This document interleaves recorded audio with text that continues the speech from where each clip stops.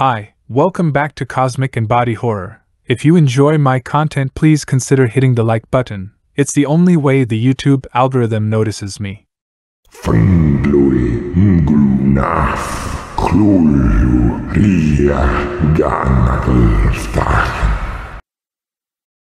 The Ice Demon by Clark Ashton Smith. Written 1933. Quanah the Huntsman, with whom Phaetos and Ibert Santh, two of the most enterprising jewelers of Ikwa, had crossed the borders of a region into which men went but seldom, and wherefrom they returned even more rarely. Traveling north from Ikwa, they had passed into desolate Muthulin, where the great glacier of polar Ion had rolled like a frozen sea upon wealthy and far-famed cities, covering the broad isthmus from shore to shore beneath fathoms of perpetual ice.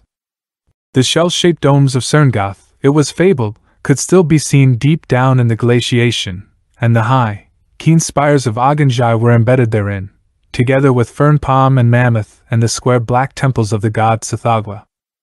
All this had occurred many centuries ago, and still the ice, a mighty, glittering rampart, was moving south upon deserted lands.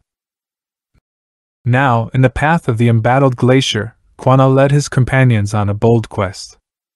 Their object was nothing less than the retrieval of the rubies of King Haller, who, with the wizard Amamvioji and many full caparisoned soldiers, had gone out 5 decades before to make war upon the polar ice. From this fantastic expedition, neither Haller nor Amamvioji had come back, and the sorry, ragged remnant of their men-at-arms, returning to Ikwa, after 2 moons, had told a dire tale. The army, they said, had made its encampment on a sort of knoll, carefully chosen by Amamvioji, in full sight of the vanward ice. Then the mighty sorcerer, standing with Haller amid a ring of braziers that fumed incessantly with golden smoke, and reciting runes that were older than the world, had conjured up a fiery orb, vaster and redder than the southward circling sun of heaven. And the orb, with blazing beams that smote from the zenith, torrid and effulgent, had caused the sun to seem no more than a daylight moon, and the soldiers had almost swooned from its heat in their heavy panoply. But beneath its beams the verges of the glacier melted and ran in swift rills and rivers, so that Haller for a time was hopeful of reconquering the realm of Muthulin over which his forefathers had ruled in bygone ages. The rushing waters had deepened, flowing past the knoll on which the army waited.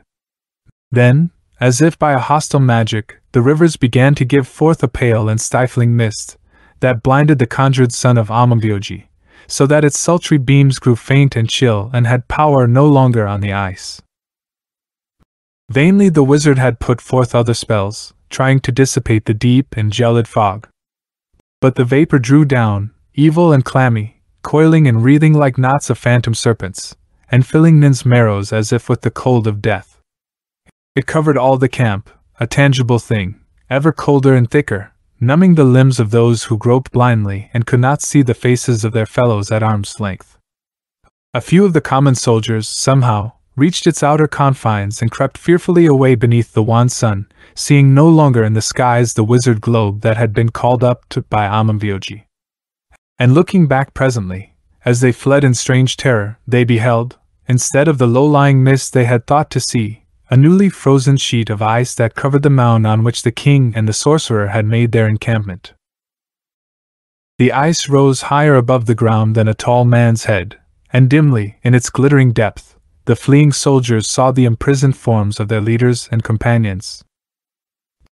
Deeming that this thing was no natural occurrence, but a sorcery that had been exerted by the great glacier, and that the glacier itself was a live, malignant entity with powers of unknown bale, they did not slacken their flight. And the ice had suffered them to depart in peace, as if to give warning of the fate of those who dared to assail it. Some there were who believed the tale, and some who doubted. But the kings that ruled in Ikwa after Haller went not forth to do battle with the ice, and no wizard rose to make war upon it with conjured suns. Men fled before the ever-advancing glaciations, and strange legends were told of how people had been overtaken or cut off in lonely valleys by sudden, diabolic shiftings of the ice, as if it had stretched out a living hand. And legends there were, of awful crevasses that yawned abruptly and closed like monstrous mouths upon them that dared the frozen waste, of winds like the breath of boreal demons, that blasted men's flesh with instant, utter cold and turned them into statues hard as granite. In time the whole region, for many miles before the glacier, was generally shunned, and only the hardiest hunters would follow their quarry into the winter-blighted land. Now it happened that the fearless huntsman Iluak, the elder brother of Quanah, had gone into Meathulin, and had pursued an enormous black fox that led him afar on the mighty fields of the ice sheet. For many leagues he trailed it, coming never within bowshot of the beast, and at length he came to a great mound on the plain, that seemed to mark the position of a buried hill. And Iluak thought that the fox entered a cavern in the mound, so, with lifted bow and a poised arrow at the string, he went after it into the cavern. The place was like a chamber of boreal kings or gods. All about him, in a dim green light, were huge, glimmering pillars, and giant icicles hung from the roof in the form of stalactites. The floor sloped downward, and Iluak came to the cave's end without finding any trace of the fox. But in the transparent depth of the further wall, at the bottom, he saw the standing shapes of many men, deep frozen and sealed up as in a tomb, with undecaying bodies and fair, unshrunken features. The men were armed with tall spears, and most of them wore the panoply of soldiers. But among them, in the van, there stood a haughty figure attired in the sea-blue robes of a king, and beside him was a bowed ancient who wore the night-black garb of a sorcerer. The robes of the regal figure were heavily sewn with gems that burned like colored stars through the ice, and great rubies red as gouts of newly congealing blood were arranged in the lines of a triangle on the bosom, forming the royal sign of the kings of Ikwa. So Iluak knew, by these tokens, that he had found the tomb of Halar and Amamvioji, and the soldiers with whom they had gone up against the ice in former days. Overawed by the strangeness of it all, and remembering now the old legends, Iluak lost his courage for the first time, and quitted the chamber without delay. Nowhere could he find the black fox, and abandoning the chase, he returned southward, reaching the lands below the glacier without mishap. But he swore later that the ice had changed in a weird manner while he was following the fox, so that he was unsure of his direction for a while after leaving the cavern. There were steep ridges and hummocks where none had been before, making his return a toilsome journey, and the glaciation seemed to extend itself for many miles beyond its former limits. And because of these things, which he could not explain or understand, a curious eerie fear was born in the heart of Iluak. Never again did he go back upon the glacier, but he told his brother Quanah of that which he had found, and described the location of the cavern chamber in which King Halar and Amamvioji and their men-at-arms were entombed. And soon after this, Iluak was killed by a white bear on which he had used all his arrows in vain. Quanah was no less brave than Iluak, and he did not fear the glacier, since he had been upon it many times and had noticed nothing untoward. His was a heart that lusted after gain, and often he thought of the rubies of Halar, locked with the king in eternal ice, and it seemed to him that a bold man might recover the rubies. So, one summer, while trading in Ikwa with his furs, he went to the jewelers Bibert Santh and Humfeet Hose, taking with him a few garnets that he had found in a northern valley. While the jewelers were appraising the garnets, he spoke idly of the rubies of Halar, and inquired craftily as to their value. Then, hearing the great worth of the gems, Aod noting the greedy interest that was shown by Humfeet Hose and Ibert Santh, he told them the tale he had heard from his brother Iluak, and offered, if they would promise him half the value of the rubies, to guide them to the hidden cave. The jewelers agreed to this proposition, in spite of the hardships of the proposed journey, and the difficulty they might afterward encounter in disposing surreptitiously of gems that belonged to the royal family of Ikwa and would be claimed by the present king, Ralar, if their discovery were learned. The fabulous worth of the rubies had fired their avarice. Quanah, on his part, desired the complicity and connivance of the dealers, knowing that it would be hard for him to sell the jewels otherwise.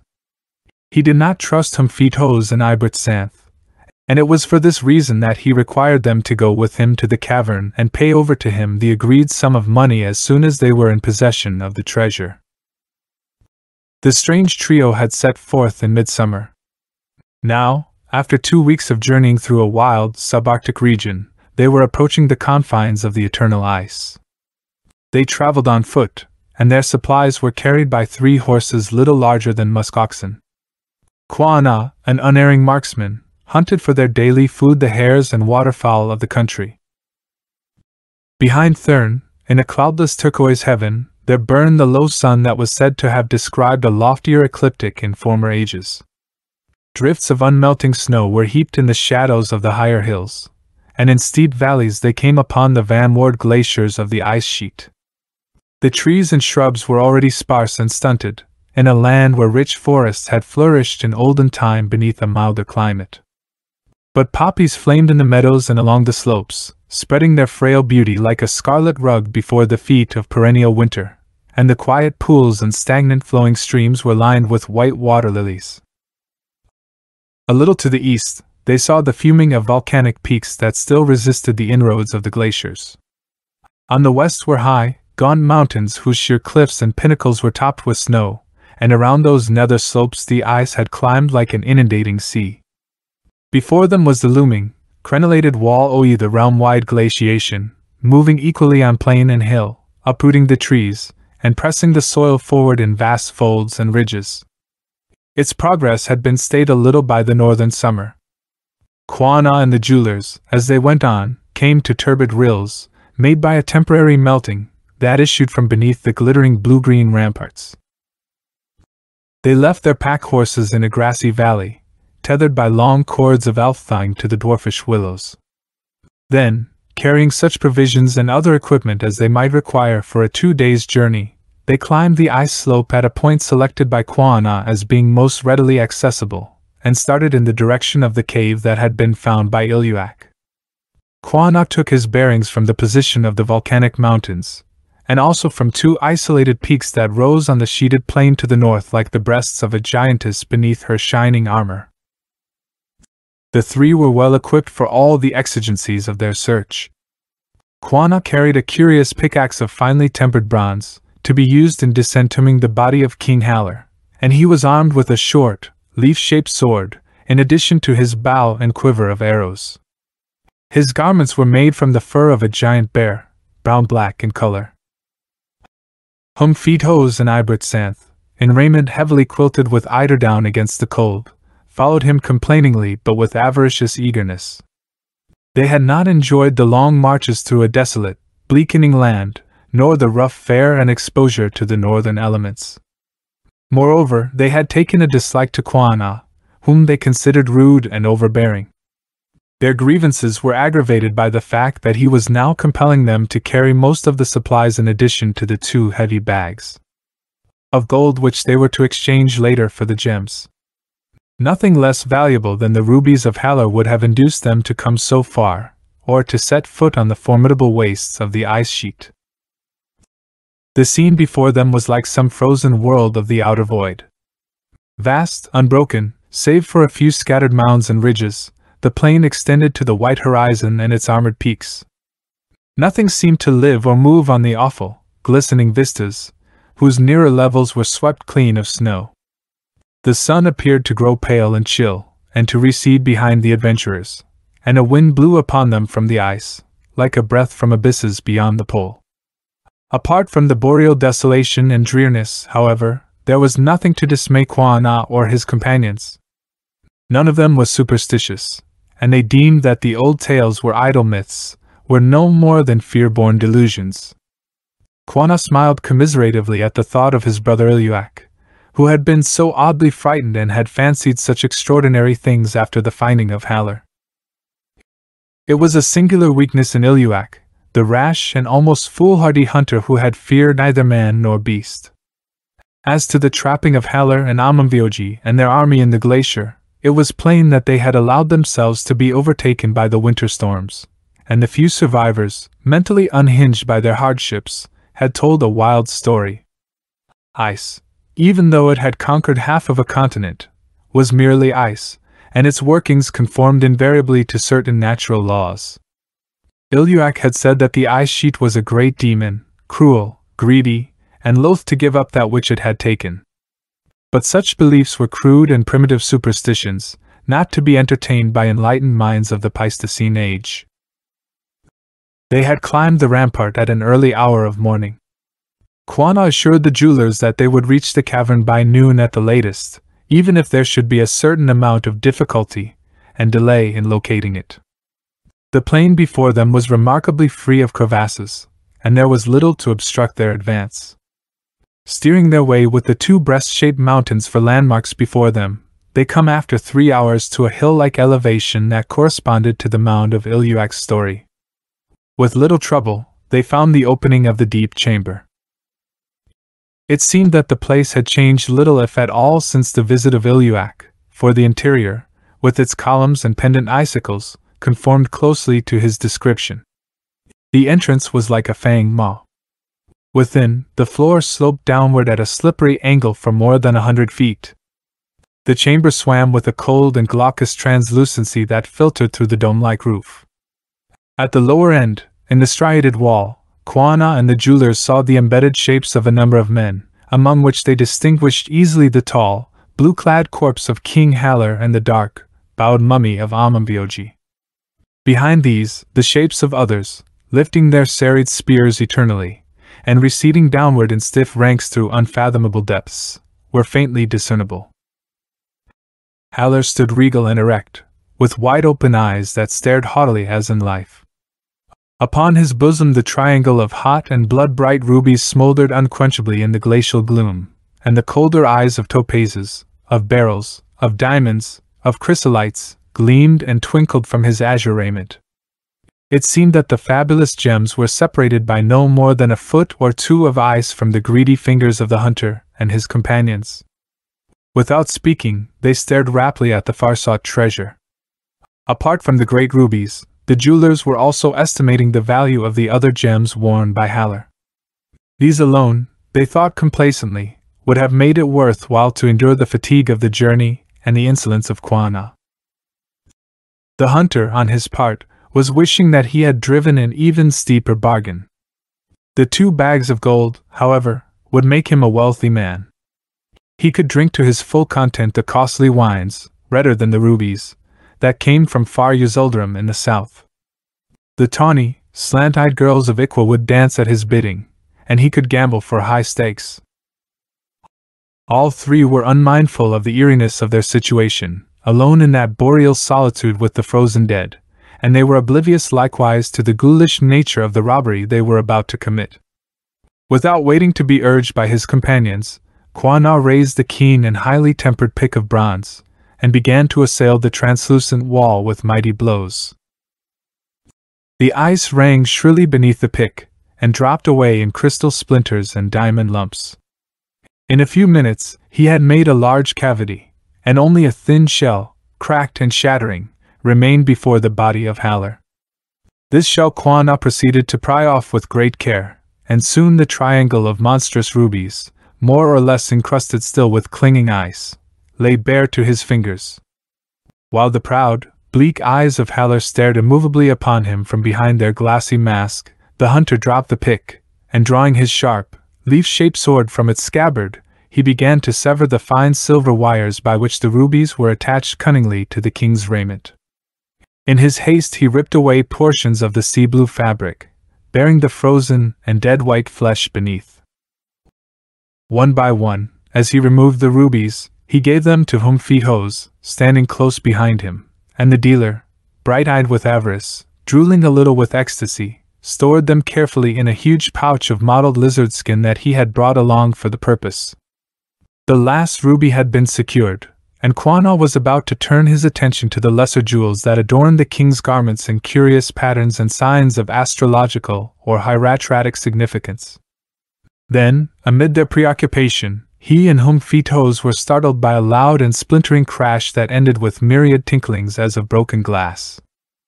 Turning, they saw that a huge icicle had fallen from the cavern dome, and its point, as if aimed unerringly, had cloven the skull of Ibertsanth, who lay amid the debris of shattered ice with the sharp end of the fragment deeply embedded in his oozing brain. He had died instantly, without knowledge of his doom. The accident, it seemed, was a perfectly natural one, such as might occur in summer from a slight melting of the immense pendant. But, amid their consternation, Kwannon and Humfitos were compelled to take note of certain circumstances that were far from normal or explicable.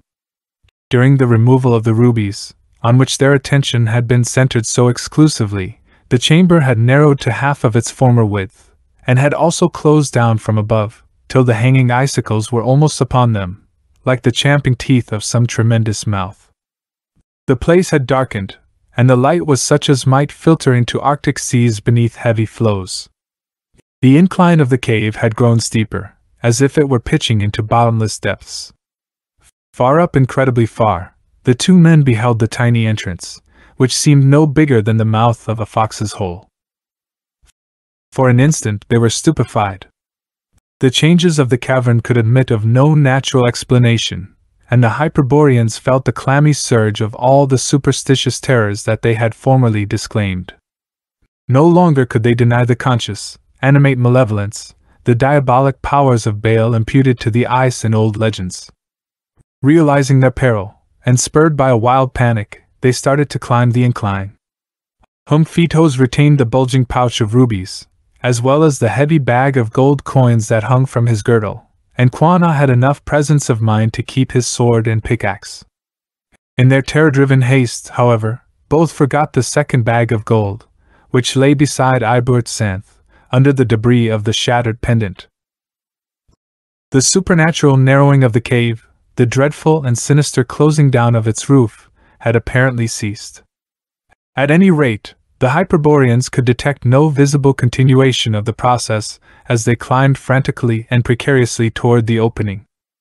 They were forced to stoop in many places to avoid the mighty fangs that threatened to descend upon them, and even with the rough tiger-skin buskins that they wore, it was hard to keep their footing on the terrible slope. Sometimes they pulled themselves up by means of the slippery, pillar-like formations, and often Kwannon, who led the way, was compelled to hew hasty steps in the incline with his pick. Humfitos was too terrified for even the most rudimentary reflection.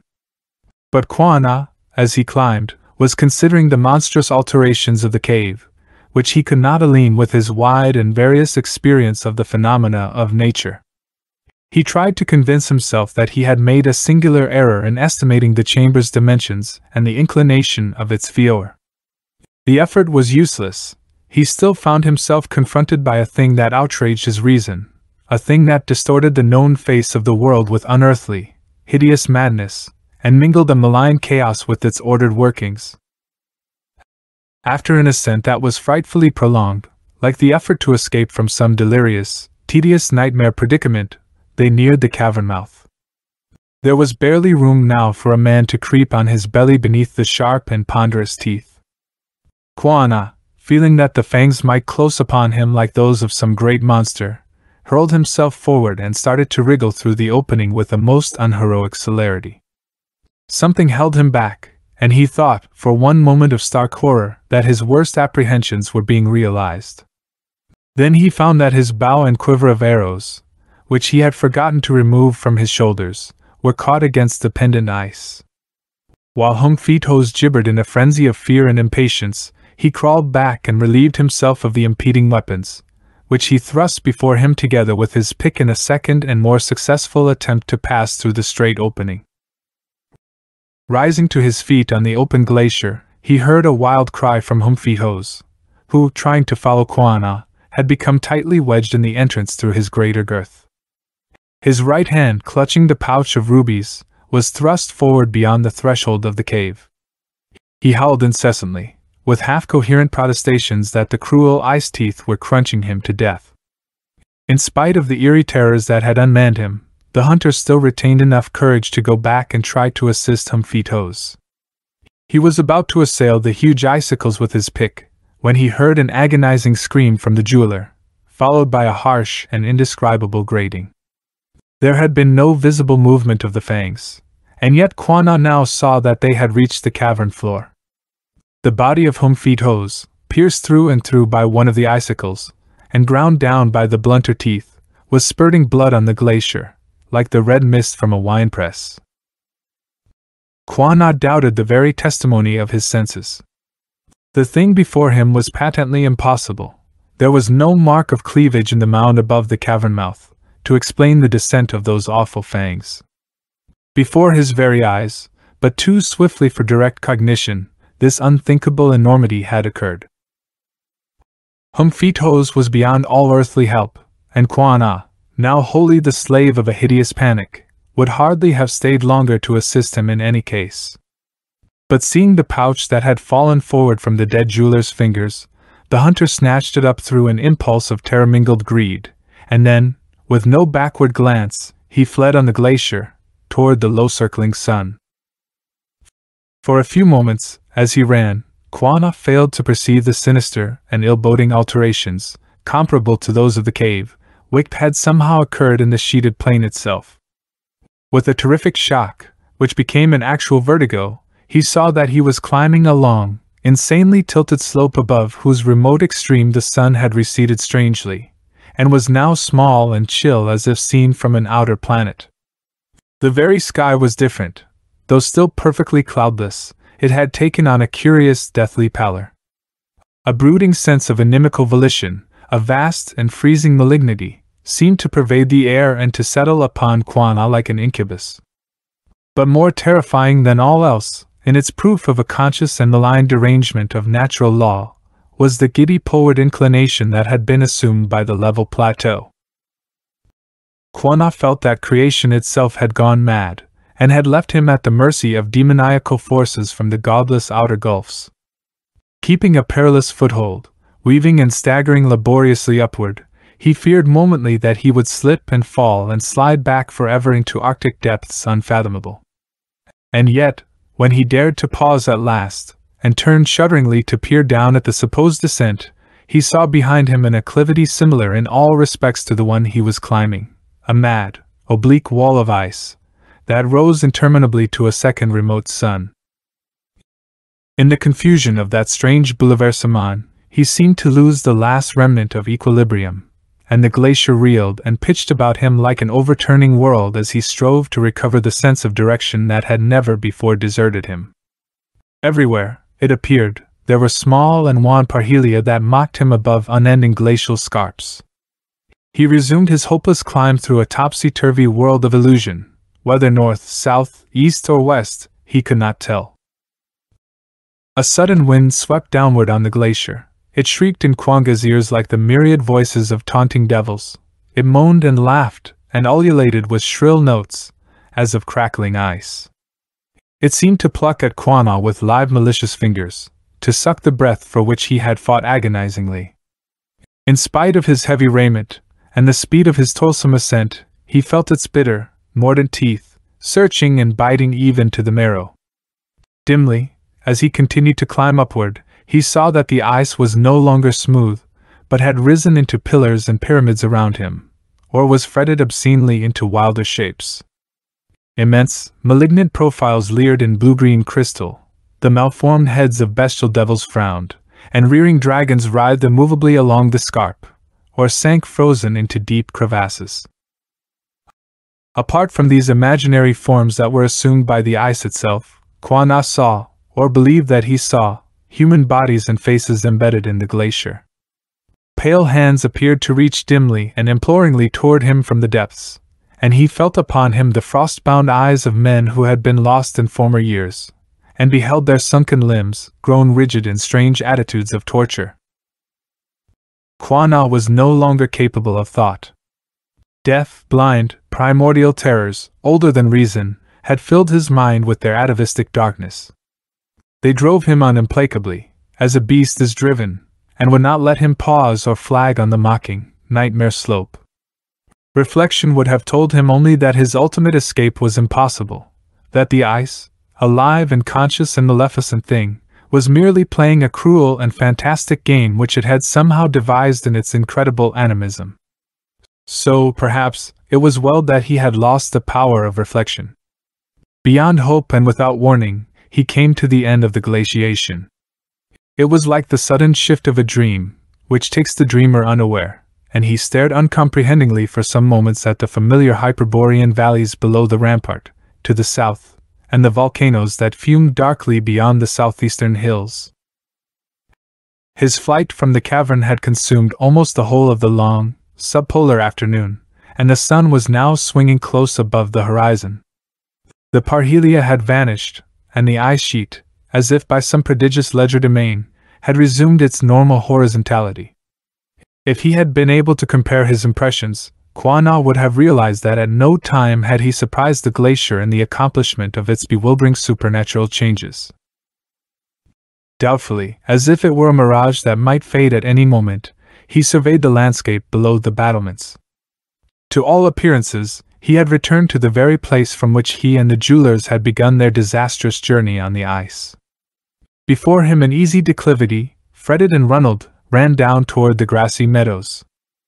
Fearing that it was all deceitful and unreal, a fair, beguiling trap, a new treachery of the element that he had grown to regard as a cruel and almighty demon, Quanah descended the slope with hasty leaps and bounds.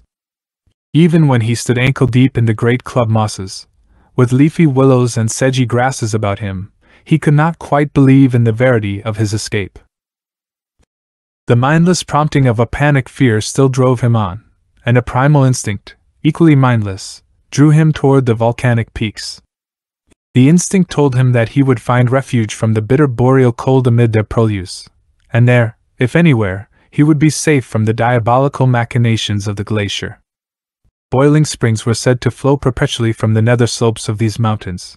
Great geysers, roaring and hissing like infernal cauldrons, filled the higher gullies with scalding cataracts. The long snows that swept upon Hyperborea were turned to mild rains in the vicinity of the volcanoes, and their rich and sultry-colored flora, formerly native to the whole region, but now exotic, flourished throughout the seasons. Quanah could not find the little shaggy horses that he and his companions had left tethered to the dwarf willows in the valley meadow. Perhaps, after all, it was not the same valley. At any rate, he did not stay his flight to search for them. Without delay or lingering, after one fearful backward look at the menacing mass of the glaciation, he started off in a direct line for the smoke-plumed mountains. The sun sank lower, skirting endlessly the southwestern horizon, and flooding the battlement ice and the rolling landscape with a light of pale amethyst. Quanah, with iron thews inured to protracted marches, pressed on in his unremitting terror, and was overtaken gradually by a long, ethereal-tinted twilight of northern summer. Somehow, through all the stages of his flight, he had retained the pickaxe, as well as his bow and arrows. Automatically, hours before, he had placed the heavy pouch of rubies in the bowshorn of his raiment for safekeeping. He had forgotten them, and he did not even notice the trickle of water from the melting of crusted ice about the jewels that seeped upon his flesh from the lizard skin pouch. Crossing one of the innumerable valleys, he stumbled against a protruding willow root, and the pick was hurled from his fingers as he fell. Rising to his feet, he ran on without stopping to retrieve it. A ruddy glow from the volcanoes was now visible on the darkening sky. It brightened as Quanah went on, and he felt that he was nearing the far-sought, inviolable sanctuary. Though still thoroughly shaken and demoralized by his preterhuman ordeals, he began to think that he might escape from the ice demon after all. Suddenly he became aware of a consuming thirst, to which he had been oblivious heretofore. Daring to pause in one of the shallow valleys, he drank from a blossom-bordered stream. Then, beneath the crushing load of an unconsciously accumulated fatigue, he flung himself down to rest for a little while among the blood-red poppies that were purple with twilight. Sleep fell like a soft and overwhelming snow upon his eyelids, but was soon broken by evil dreams in which he still fled vainly from the mocking and inexorable glacier. He awoke in a cold horror, sweating and shivering, and found himself staring at the northern sky, where a delicate flush was dying slowly. It seemed to him that a great shadow, malign and massive, aeod somehow solid, was moving upon the horizon and striding over the low hills toward the valley in which he lay. It came with inexpressible speed, and the last light appeared to fall from the heavens, chill as a reflection caught in ice. He started to his feet with the stiffness of prolonged exhaustion in all his body, and the nightmare stupefaction of slumber still mingling with his half-awakened fears. In this state, with a mad, momentary defiance, he unslung his bow and discharged arrow after arrow, emptying his quiver at the huge and bleak and formless shadow that seemed to impend before him on the sky. Having done this, he resumed his headlong flight. Even as he ran, he shivered uncontrollably with the sudden and intense cold that had filled the valley. Vaguely, with an access of fear, he felt that there was something unwholesome and unnatural about the cold, something that did not belong to the place or the season. The glowing volcanoes were quite near, and soon he would reach their outlying hills. The air about him should be temperate, even if not actually warm. All at once, the air darkened before him, with a sourceless, blue-green glimmering in its depths. For a moment, he saw the featureless shadow that rose gigantically upon his path and obscured the very stars and the glare of the volcanoes. Then, with the swirling of a tempest-driven vapor, it closed about him, gelid and relentless. It was like phantom ice, a thing that blinded his eyes and stifled his breath, as if he were buried in some glacial tomb. It was cold with a transarctic rigor, such as he had never known, that ached unbearably in all his flesh, and was followed by a swiftly spreading numbness. Dimly he heard a sound as of clashing icicles, a grinding as of heavy floes, in the blue-green gloom that tightened and thickened around him. It was as if the soul of the glacier, malign and implacable, had overtaken him in his flight. At times he struggled numbly, in half-drowsy terror. With some obscure impulse, as if to propitiate a vengeful deity, he took the pouch of rubies from his bosom with prolonged and painful effort. Aod tried to hurl it away. The thongs that tied the pouch were loosened by its fall, and Quanah heard faintly, as if from a great distance, the tinkle of the rubies as they rolled and scattered on some hard surface. Then oblivion deepened about him, and he fell forward stiffly, without knowing that he had fallen. Morning found him beside a little stream, stark frozen, and lying on his face in a circle of poppies that had been blackened as if by the footprint of some gigantic demon of frost. A nearby pool, formed by the leisurely rill, was covered with thin ice, and on the ice, like gouts of frozen blood, there lay the scattered rubies of Haller. In its own time, the great glacier, moving slowly and irresistibly southward, would reclaim them. This is the end of the story. Tell us what you think in the comment section. Please subscribe and ring the notification bell so you'll be the first to know when we release new content. If you want to support us, consider joining our channel membership. You will get instant early access to more than 100 stories before their release. This is the only way to support our channel.